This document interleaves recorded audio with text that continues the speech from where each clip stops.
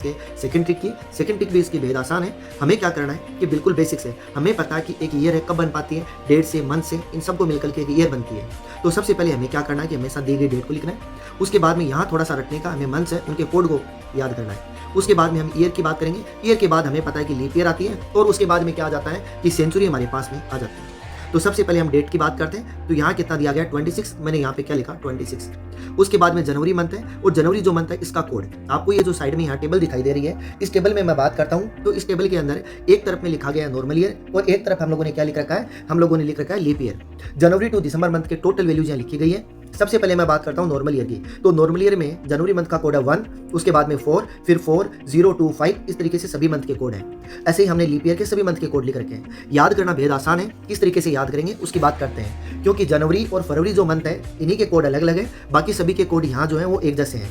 अब यदि हम नॉर्मल ईयर के कोड याद कर लेते हैं तो लीप ईयर की अपने आप यादें हो जाते हैं। सबसे पहले हम लोग बात करते हैं नॉर्मल ईयर के कोड की। तो नॉर्मल ईयर को कर सकते हैं, सबसे पहले 144 है, इसको याद कर सकते हैं, ये 12 का स्क्वायर है।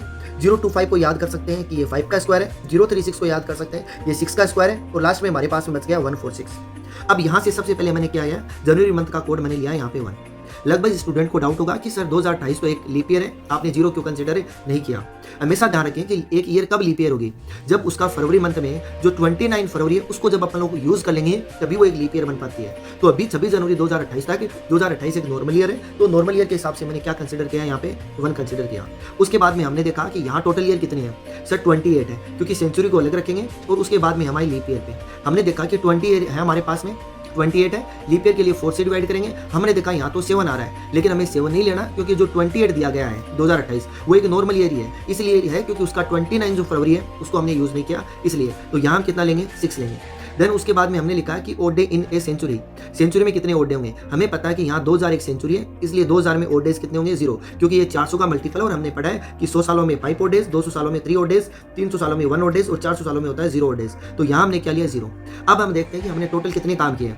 देखो 1, 2, 3, 4, 5, हमने टोटल यहाँ पे 5 स्टेप को फॉलो किया, तो हमने उसकी वजह से कितना ऐड कर दिया यहाँ पे 5, और डिवाइड भी किससे करेंगे, 7 से। हमारे पास में वैल्यू है 66, डिवाइड बाई हमने किससे किया, 7 से। हमारे पास में ओड डेज कितने आ गए, 3 यहाँ पे। और हमें याद है कि 0, 1, 2, 3, 4, 0 रिप्रेजेंट करता है संडे को, 1 करता है मंडे को, 2 करता है ट्यूसडे को, और 3 किसको रिप्रेजेंट करेगा, वेडनेसडे को।